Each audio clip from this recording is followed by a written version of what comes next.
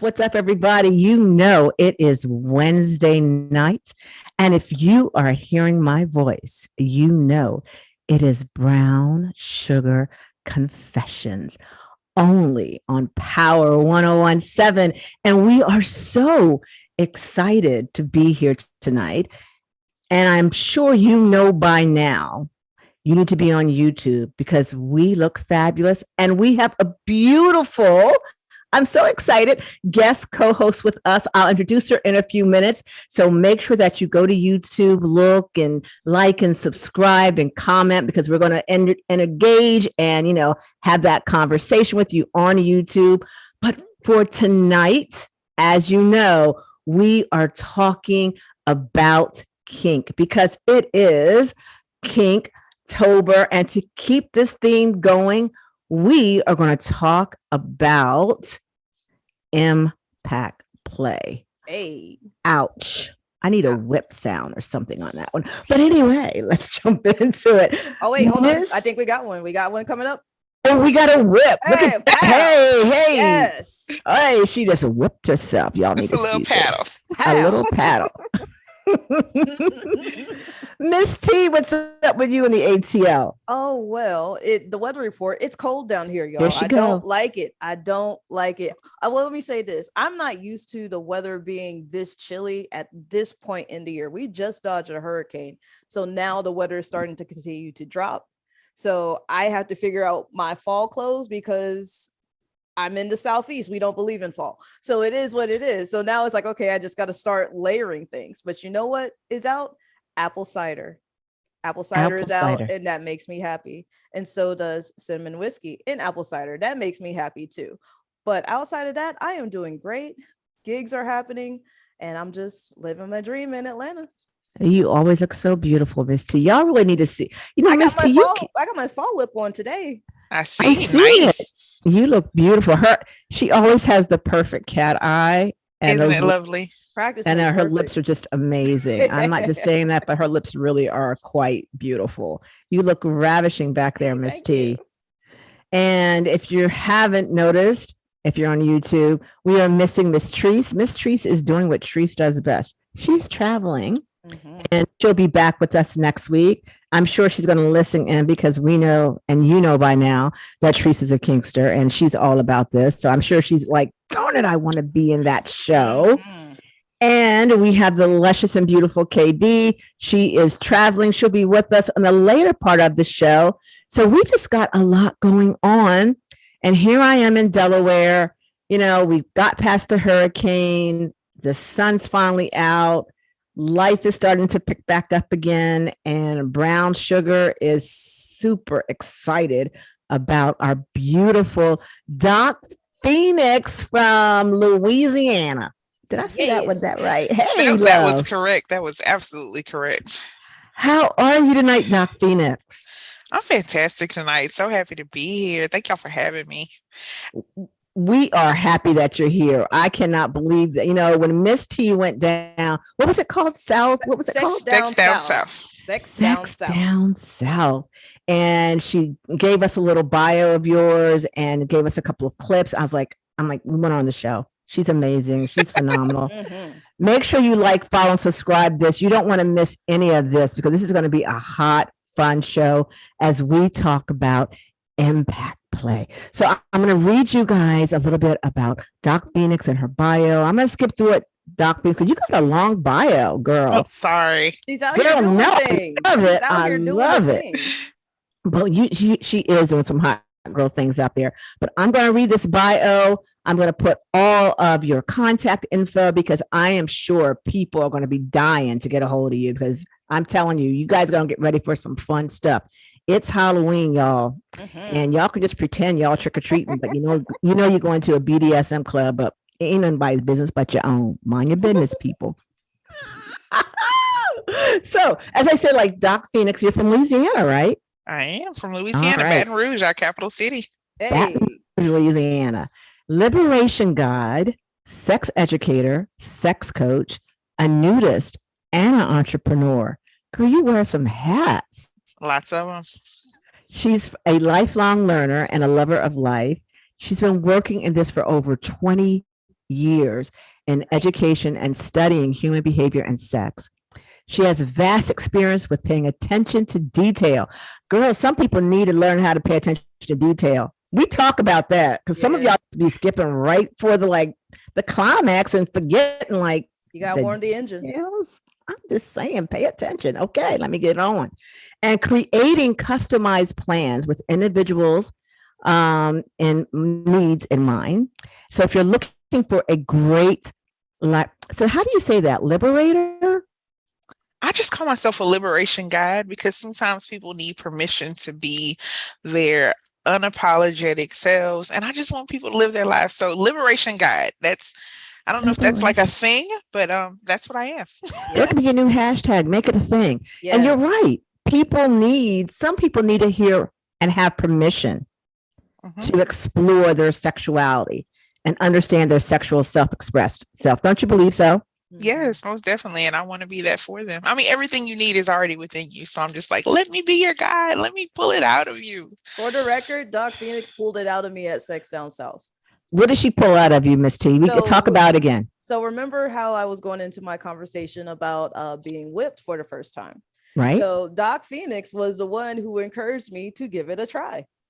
Okay. We had a conversation and we were talking and we talked about kind of like how different feels are. We talked about how, the feeling of what happens when you get whipped. It can be hard, it can be soft. And then while she was talking, we were watching one young woman who was going through her scene.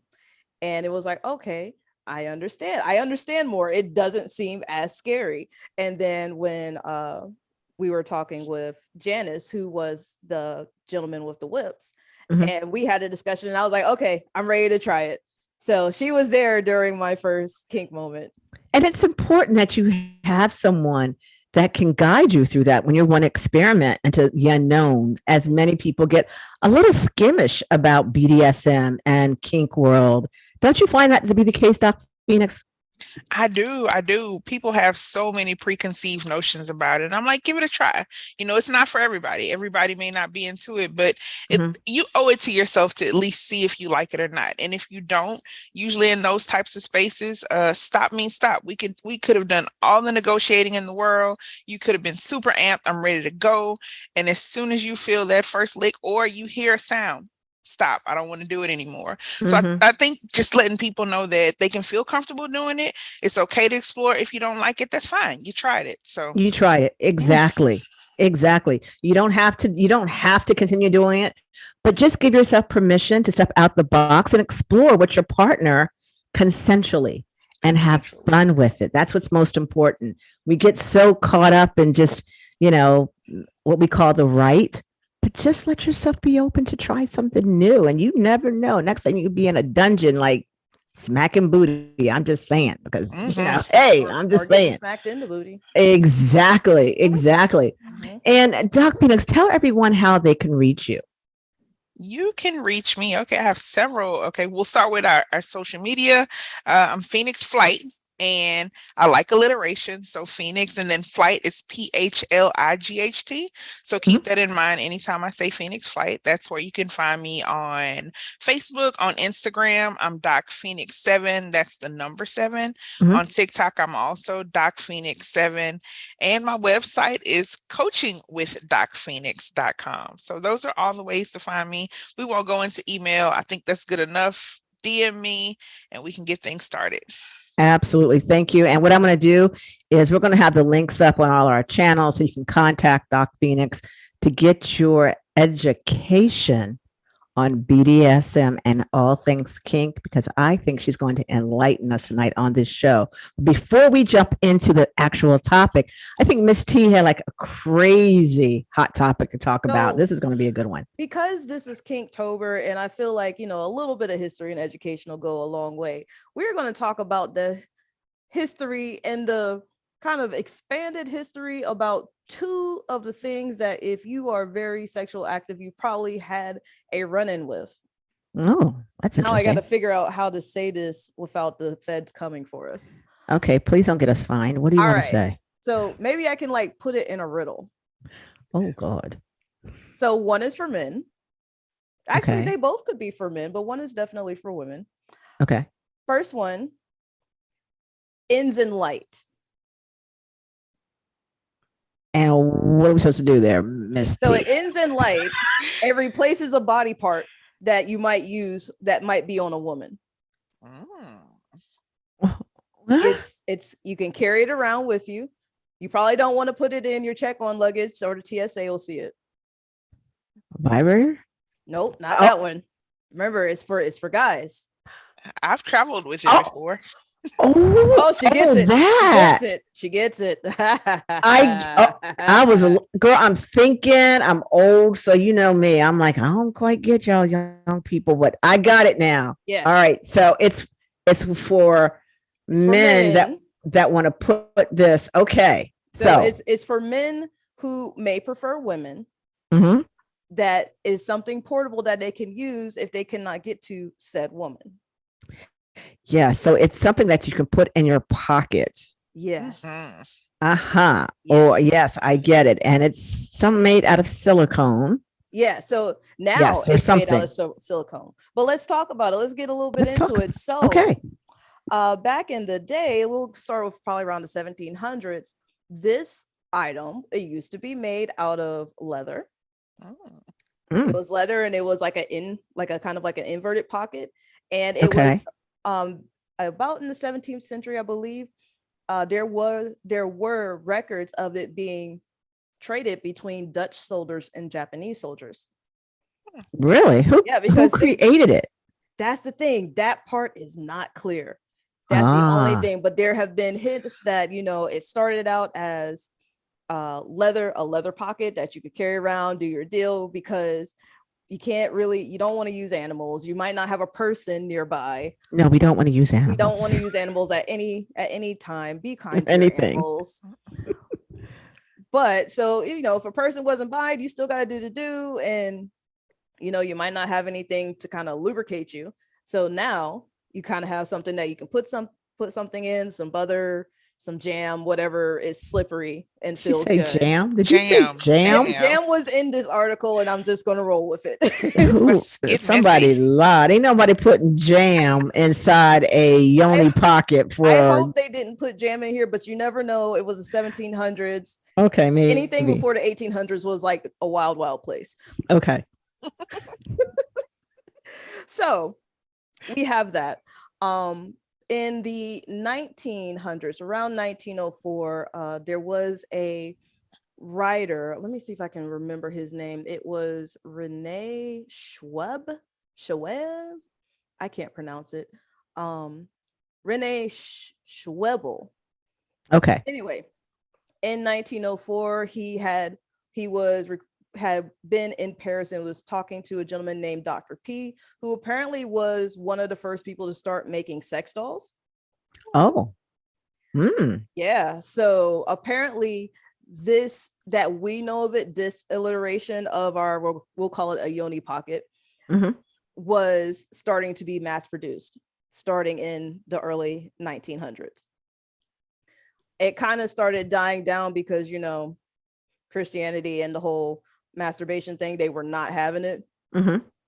So the sex dolls started popping up, and then next thing you know, in the 50s and 60s, not only do we have sex dolls, but now we're starting to have these pockets that are kind of making a comeback. You know what I mean? So has it made a comeback now? Are guys using those now? Apparently, yes, because in the 1990s, that is when we started seeing what we know of as, should I say it? Can I say it? I don't know if I can say it. Yoni pockets? Yeah, we'll call it yoni pockets.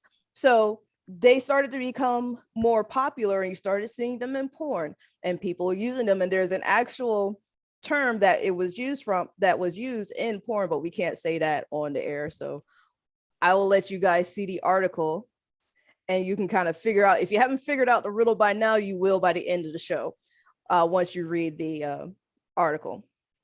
So that started popping up, and then you started seeing them everywhere. So in terms of our yoni pocket, they started from being a leather bag, and now they're hooked up to flashlights.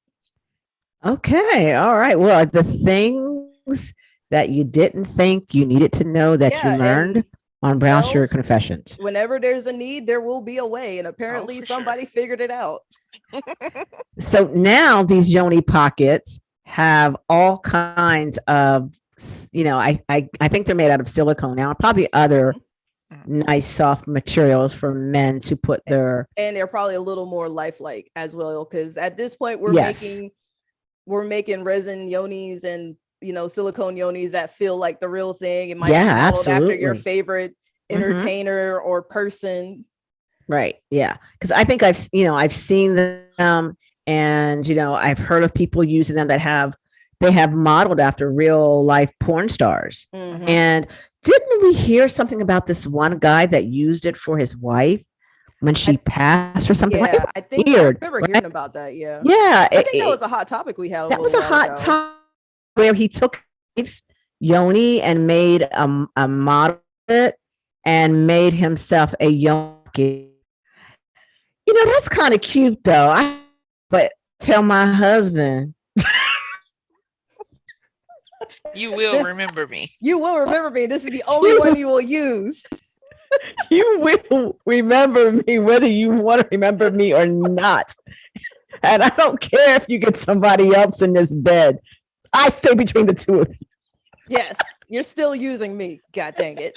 The posthumous P. Yes. I don't know why my mind went there. I'm not well tonight, obviously, but anyway.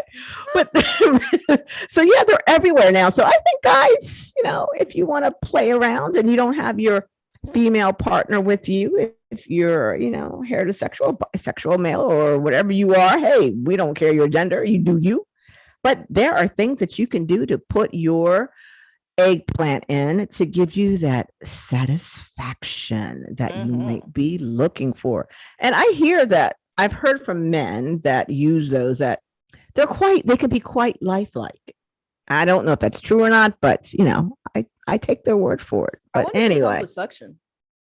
They come with suction now? I'm wondering if they do. Like, because somehow you can, or sometimes you can. Oh, yeah, they do. Yes. While it's in, does it do the same thing? Is it like, does it pulsate? Does it have a rhythm? Like, I got questions about this. Somebody answer these questions. If you use one, let us know. Does it pulsate? Does it suck? Like, what are the features? I need to know. I've seen the pulsating. I've seen the suction. Like, some people got upset about the new flower-like toy with the rose. Right. And I saw a few guys just making like a funny little thing on Instagram. Like, oh, y'all have that, so we have this. And it looked pretty amazing. They called it like the clock something. Oh, the Glock 5000? And it looked pretty amazing. I mean, I haven't used it, I'm not able to use it, but it looked, it looked legit. It did. I saw something like that, and there was, and it looked like, and it was not only it was moving and it was vibrating, and it was also like a twisting action on it. So a twisting action? Yeah, it was like a little ringing twisting action with vibrating and sucking on it. It had all three components to this yoni pocket. I want to hear about nobody complaining about women in the rose if they got that. Yeah, this one could, it looked pretty amazing. Like, I'm like you, Doc Phoenix. I can't use it. I haven't used it. I can't use it. But we want to know if y'all have used it out there in Radio Land. So send us an email to brownsugarconfessions@gmail. Let us know if you've used this. So Doc Phoenix, let's get into you tonight, because I want to jump in before we have to go into break and pay some bills. But tonight we are talking about some impact play. So tell everyone that don't know what impact play, give them a little rundown of what it is. All right. Impact play is just what it implies. It's playing in a intimate manner with some impact. So if you can hear in the audience, I'm just hitting my hand. It's a light hit. That's what we think about when we think about impact play. So it can be pleasurable for some. It could be painful for some. It could be triggering for some. But for me, personally, it's pleasurable. And I'm ready to tell y'all more about it. Oh, yes. We want to hear about it. Confess. So, yes, we want you to confess it all tonight, Doc Phoenix. Don't hold back on this show. Don't hold back. No. So for impact play, I think people And I know we have a lot of listeners that have watched, what is that thing? What is that show that everyone was watching? Oh, Gray, Christian Gray. What's his name? Oh, 50 Shades of Grey. 50 Shades of Grey. So people automatically think of impact play with whips and chains and all of that stuff. So what kind of instruments or toys or devices can you use for impact play? All right, you can be as simple as you like. I like a nice hand, a nice open palm against my backside, lightly tapping hard. So yes, a nice hand, a nice Just throw hand. your whole shoulder into it. With the whole shoulder. Please don't start out throwing your whole shoulder. Let's pace this thing. All right. I don't need you to take it way back and try and hit me. Just pass. Please don't. Nice But eventually, personally, right. I want you to get there. You can use some things that you have around the house. They're called pervertibles. So sometimes if you have a wooden Wait a minute, pervertibles? Pervertibles. I was gonna ask about that. Yes. Is that like stuff you can get like your spatula and then turns into your spatula, get a ruler. Yes. True story. I'm in the room. We had taken down a twin bed in my nephew's room at my home. And my cousin forgot to take the 2x4s. Oh no. So I'm in there ironing. My partner decides he wants to pick up the 2x4 and just smack me with it. And I was like, I mean, it felt good, but it was a 2x4. So you can be as creative as you like. There are certain items you can purchase, but I'm just saying, if you're in the mood and you're thinking, hey, let's all of a sudden try some impact play at home, and you don't have anything, start with what you have. You have your hand. You may have a spatula, a wooden spoon, possibly a ruler, some things like that. You want to be very careful with those household items because they aren't necessarily meant to, be used for impact, so they can break. So anytime you engage in impact or any type of BDSM, there are certain risks. You want to try and lessen those risks, but keep in mind that those things aren't meant for that, so that they do have a propensity to break. I want to share a few things that I have. There's show and tell. Y'all need to be on YouTube because she's pulling out some props. All right. Let's see what you got. Ooh, this paddle? Is a basic one, very basic paddle, something that I'm able to sell on my site. It's not customized or anything, but it gives a nice little impact. This particular one, for those of you can't see, just a very small paddle. You can hold it nicely in your hand. It's blue jeans, so it's kind of more cute than it is anything. Has a nice aesthetic appeal to it. And if you can hear, like I'm hitting myself kind of hard, but it doesn't necessarily hurt me very bad. So we have paddles. This is one of my favorite things. This is one of my custom floggers. I think she is absolutely beautiful. Her name is Phoebe. I was like, she named it. I love it's someone that sets it up with okay, go ahead. Let me shut up. All right, go ahead. I love unicorns. I do love unicorns. I'm glad you saw it. So I kind of went just very mythical creature with it. Of course, even by my name, Doc Phoenix. I love that.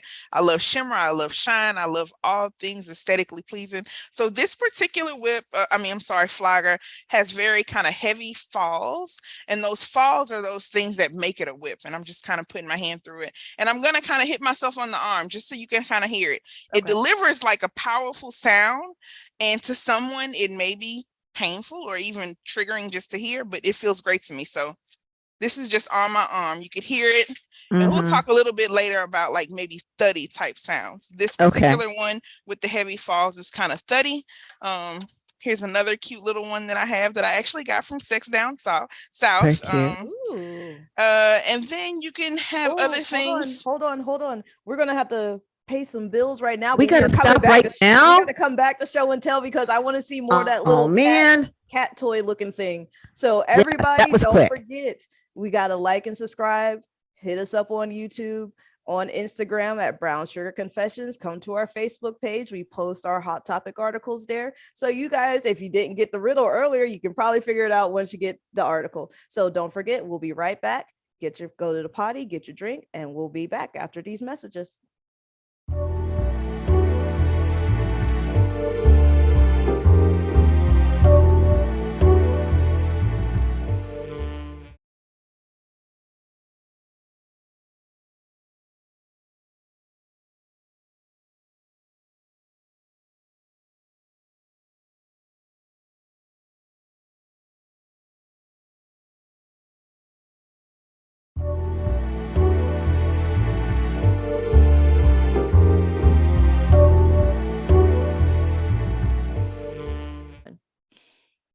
Welcome back, everybody, here to Brown Sugar Confessions on Power 1017. Remember, you can catch us every Wednesday night here on Power 107. You can also catch our replays on YouTube. Don't forget to like and subscribe to us on YouTube, Facebook. You can follow Doc Val on TikTok at Doc Val Nefertiti, right? I think so. Yeah, something All like right, that. Doc Val Nefertiti. And if you want to check out our lovely co-host, guest host, Doc Phoenix, you can find her on Instagram at Doc Phoenix 7, correct? Correct. The number 7. That is correct. Doc Phoenix, the number 7. Check her out, like her, follow her. And also you're new to TikTok as well. Same moniker, Doc Phoenix 7. Yes, brand new to TikTok. All right, excellent. So make sure you flood her TikTok so she can give us all of the education on the impact play. So also don't forget, you can always write into us at brownsugarconfessions@gmail.com if you want to talk to Doc Val specifically. Get it out, Misty. You can reach her at Valerie@swancenter.com. That is Valerie@swan with 2 N's center.com. And we got to get back into this subject because Doc Phoenix she's going through her show and tell. She's showing us her toys, and she showed something very interesting that we didn't get to talk about before the break because we had to go and pay some bills, but it looked like a cat toy. And can you please bring the cat toy back? Yes. What is that? This cat toy really caught your eye. I got this at Sex Down South. I was just kind of calling it a flogger. I've named her. All of my toys have names. So her name is Penelope Rose, which is kind of cute because Penelope means weaver. And for those of you who can't see, it's got braids. It does. It has cute little braids. It has like 5 little extensions, maybe 2 inches long, with a rose type thing that's about 2 inches long, and then a little tail in it.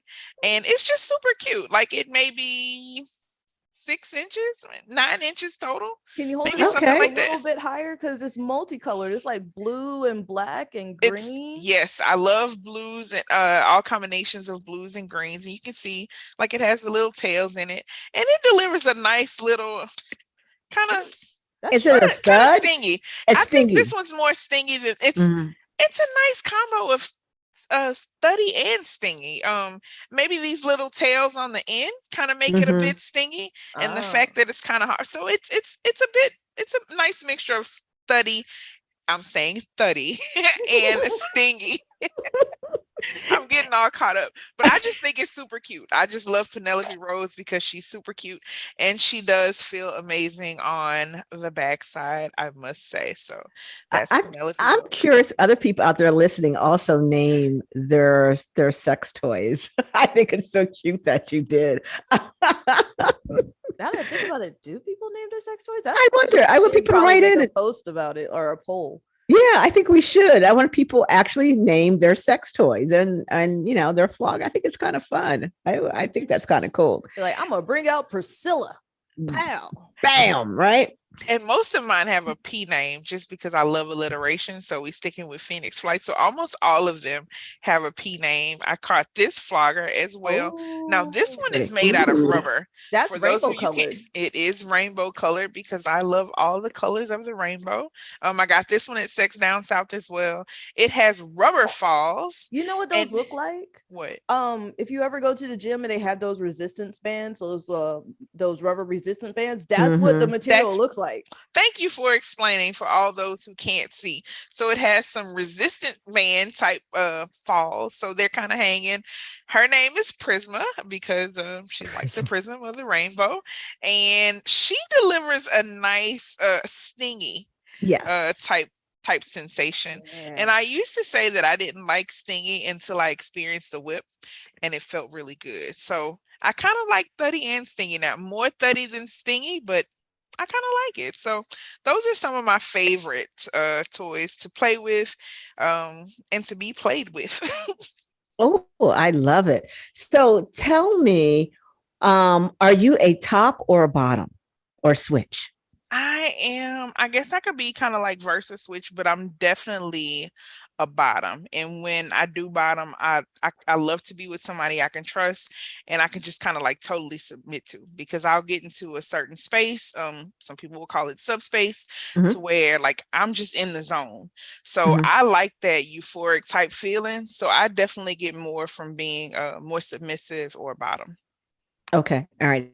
And, for those who are listening out there, when I said, are you top or bottom or a switch, are you the dom, are you the sub, or do you do both? Do you like to switch it off? That's what I mean by those questions. And so Doc Phoenix is what we call a bottom, but sometimes you might switch it out depending on, right? Depending. Yeah. And so you mentioned a really big keyword, and I want to go back to it a second. You said trust. Talk about trust in the BDSM community and why that's important, especially when you're playing with floggers and back play. It's super important because when we talk about any type of impact or any type of BDSM, and for those who don't know, because we don't know what level you are on in your journey. So Mhm. BDSM is bondage, dominance, and then the S&M could stand for like sadomasochism, or it could stand for surrender. And we can go into a whole nother show breaking those things down, but just so Mhm. you know, trust is important because it can be dangerous. Mhm. So most people who go in and they consent to this type of play have an understanding that things can happen and death can occur, you know? Mhm. So if you are around somebody you don't trust, then you won't be able to really enjoy the experience. You don't know that they'll have your best interest in mind. You don't know if this person will take it too far.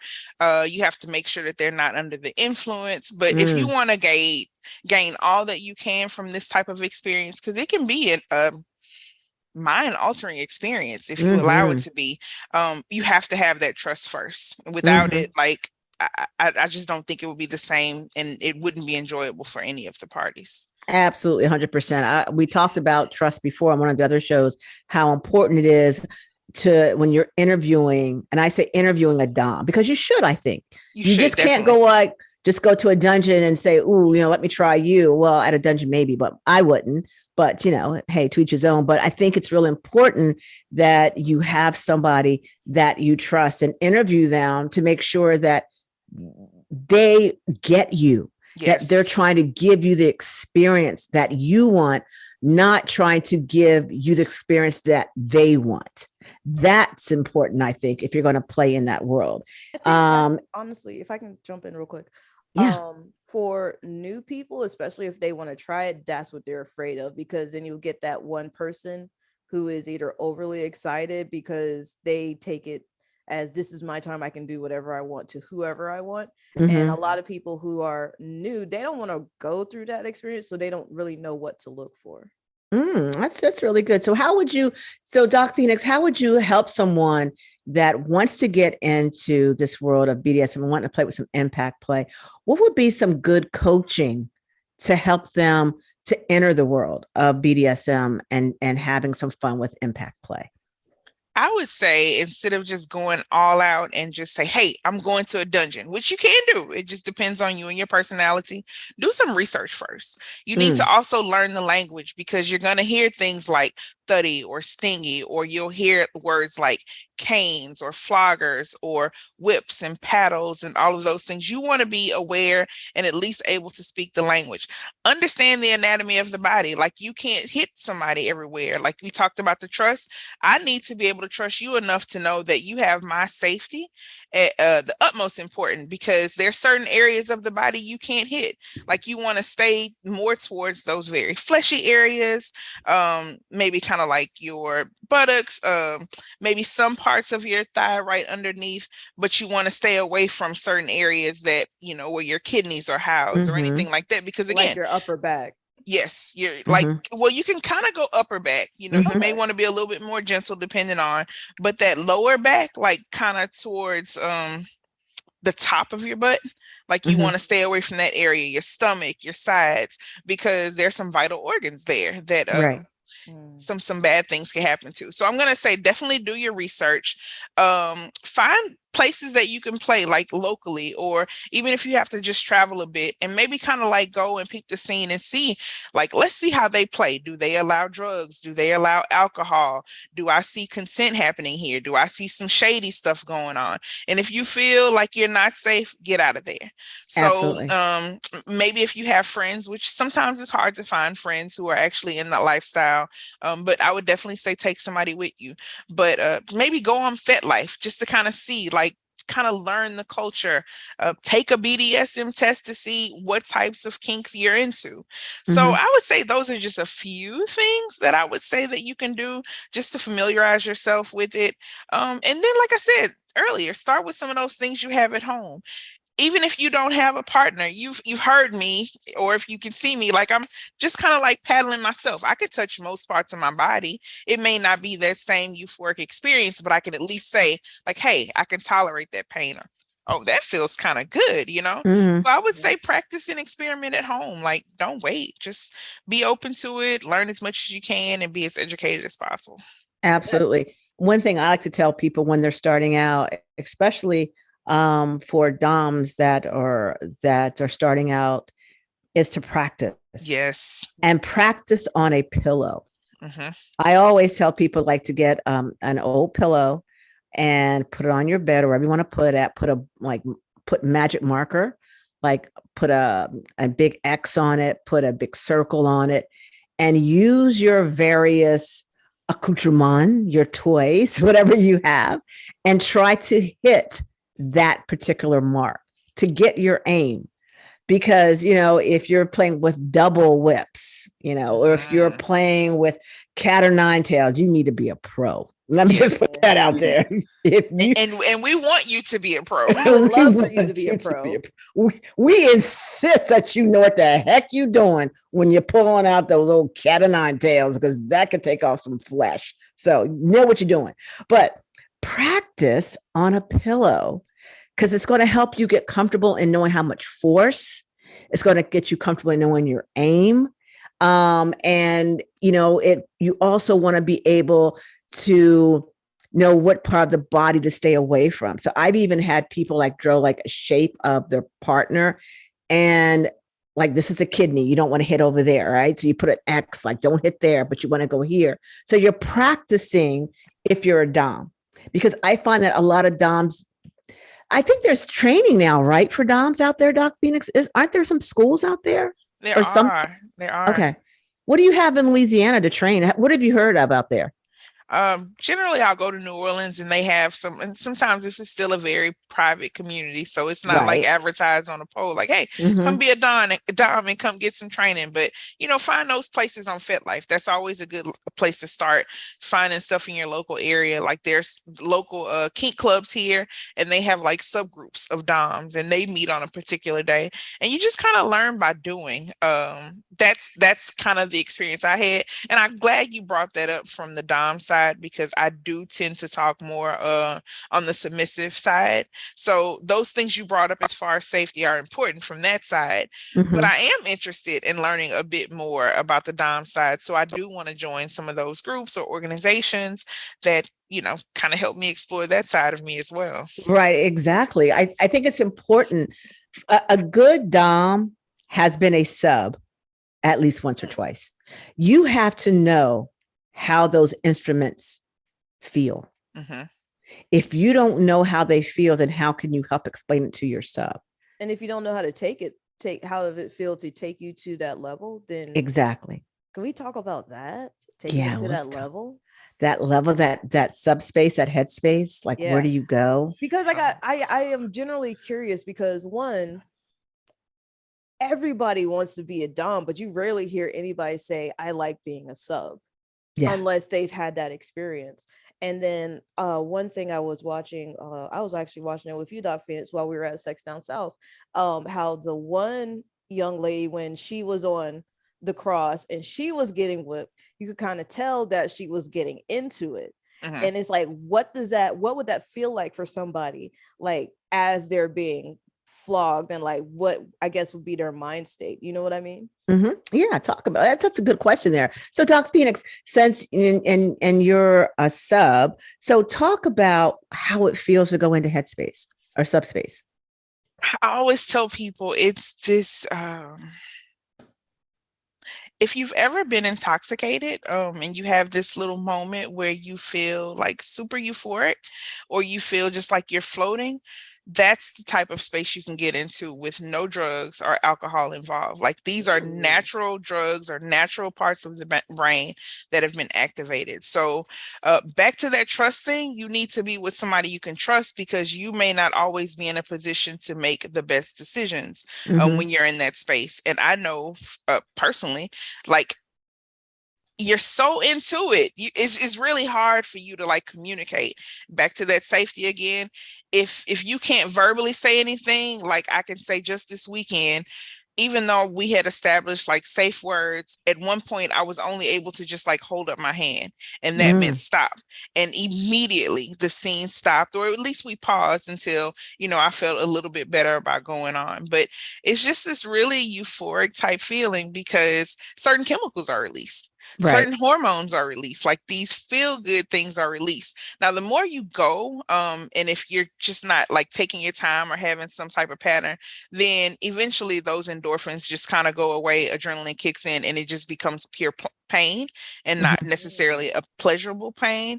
So you, again, safety or being with somebody who knows what they're doing, they know not to just start off like full scale. They're delivering light taps. They're mixing it up. They're paying attention to what you're saying, what your body is saying. They're respecting those safe words. But when you get into that space, it is one of the most amazing feelings. And for somebody who doesn't find pain to be pleasurable, it's kind of hard to get you to know, other than saying if you've ever experimented with any type of mind altering substances, it gives you that same type feeling without ingesting anything. I've That's heard kind that of the best way I can explain it. That's beautiful. I've heard it from so many subs that's what it feels like. If you've ever taken any type of drugs, that it's like, it's a natural high. It literally is, like, from a biological standpoint, you are releasing certain hormones that gives you that. So is it it's almost really like cool. a runner's high?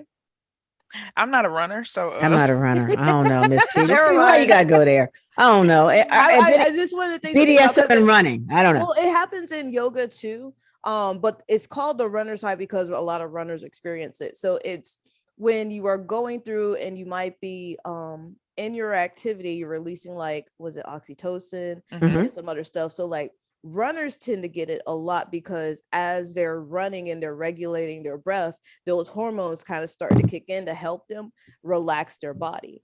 You get it a lot in yoga because yoga helps to relax the body. So that floaty feeling that you feel is technically, well, in the athletic side, it's called a runner's high. Okay. It's probably the same thing. It's the same chemical being released throughout your body. But it's a natural chemical. And when that oxytocin is released, it's what you're trying to achieve when you're taking an illicit drug, is what you can get naturally in this world of BDSM. And I love how you explained it, Doc Phoenix. And there was a word that you mentioned, is that it, and I go back to the trust again, because when a sub is in headspace or subspace, depending on the language that you like to use, they may or may not be able to communicate with you. And the Dom has to be so in tune to the sub or the bottom that they are able to watch signs and cues if they cannot, reach up and give a sign or say something that the scene should stop, or to check in. I think that's so critical for all subs to hear my voice, that when you're playing in that and realize that a good Dom, even if you're flying so high, you can't speak and you can't verbalize it, you can't give a sign. And I've seen that happen in clubs, that a Dom knows them so well that they'll stop and check in. That's the sign of a really, really good Dom. Also, if you've got a ball and gag in your mouth, you can't do nothing anyway. You got to raise a body part or raise a hand. I don't know, but I'm just saying. What if you got the ball and the gag and you're chained down? Well, then you can't say anything, right? So then you've got to have another way. Yeah. So that's where, blink once for yes, blink twice for no. Yeah. And that's where Doc B has talked about the scene. Like when you're in this world and you're talking to your Dom about the scene that you want to create, you have to visually or verbally express to your Dom what you're trying to achieve out of this scene. And your Dom's responsibility, if they're a good Dom, is to help elicit that fantasy to come true with all those safe precautions that allow you to have the experience while it's done safely. Wouldn't you say that's kind of it, Doc Venus, in a nutshell? For sure. And one thing I didn't mention when you said getting into it, you need to be an effective communicator. So you need to be able to effectively say, because you need to be communicating before, you need to be able to communicate during and after. So you and your Dom need to have this certain dynamic, this certain trust, and an extensive level of communication needs to take place. If you don't feel like you can effectively communicate, I would say work on that skill before you even try and get into this world, because again, it can be very dangerous. Like, not trying to scare anybody away, but you need to be able to understand, like you said, what it is that you want to get out of this experience, and you need to be able to articulate it well enough to have that experience that you're looking for. Absolutely. That's perfect. I loved how you said that, because not everyone, we talked about, being a Dom, but not everyone should be a sub. No. And you need to have limits. Absolutely. And, I've seen situations where, some subs have gone through some abuses, physical abuse, sexual abuses, and they might be trying to relive the trauma. That's a sub that I would not recommend if I was coaching them to go in that scene. They need to get healed from the trauma, work on all of that before they delve into BDSM. I often tell this with my own clients, BDSM is not for you to relive your trauma, because some people stay in that traumatic experience and they want to keep reliving it for whatever reason it may be. And I try to gear them away from that, because it's not a safe space and a safe headspace for them to be in. Also, what's really critical is understanding that, as a Dom, your biggest responsibility is to ensure the safety of your sub and for all that encompasses. And the best part, I think, of the impact play, if you're a top or a bottom, is experimentation and using all these fun things to elicit pleasure and through pain.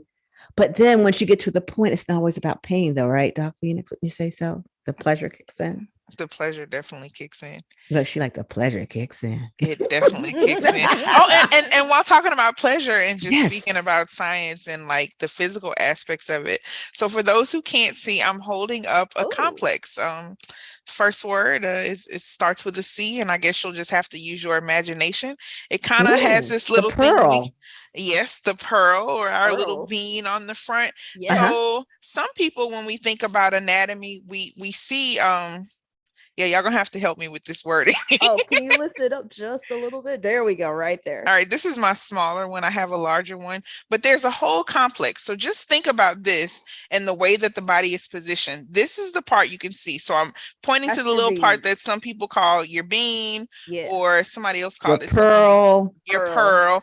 That's the part I'm touching. So that's the part that's usually visible. Well, that's only a very small portion of this whole complex. So when we're thinking about impact, while this is important for impact, just needing to know your anatomy. If you're being hit, like, this thing is vibrating, and we know that this is a woman's pleasure center, and that's its only purpose. Thought about that. This thing is vibrating, so you're getting like a totally different type of sensation just because this complex is also being activated. So I thought that was just another amazing thing. And it's kind of like, some people are like, how do you like that? Like, what is pleasurable about that? Well, I mean, it's literally hitting our pleasure spot from the outside in. So that's another thing we want to think about with anatomy. Is that why some women prefer the thud rather than the sting? Maybe. Maybe, yeah, because you're getting, Sorry. And it's She slapped vibrating. herself. Yes. It's vibrating. And now it's because it's vibrating from the back, it's shaking in the front. It's shaking that thing around. And it's Mhm. like, ooh, that feels great. What's going on? Yeah. You know, I hate to say it, but these shows go by so quickly. I want to say we're out of time. Oh, no. Well, you know us at Brown Sugar Confessions, you know, that you can only get us on Power 1017 and catch us on YouTube, Facebook, Instagram, Spotify, all those places under the handle Brown Sugar Confessions. Send us your emails at brownsugarconfessions@gmail.com. And if you have any questions for me regarding your sexual health, sexual wellness, Valerie@swansetter.com. And most importantly, I'm going to put all Doc Phoenix information up. Make sure you reach out to her in Louisiana. If you want to work with her directly, and we're going to put all her links up for you to contact her. She'd be more than happy to work with you. And you know what we say from Brown Sugar Confessions? To stay safe and play safe. And we will see you next week. Bye-bye for now, everybody. Thanks for listening to another episode of Brown Sugar Confessions on Power 1017. Go to our Facebook, YouTube, and Instagram page at Brown Sugar Confessions to like, share, and follow. Stay safe and play safe. We'll see you next week. Bye for now.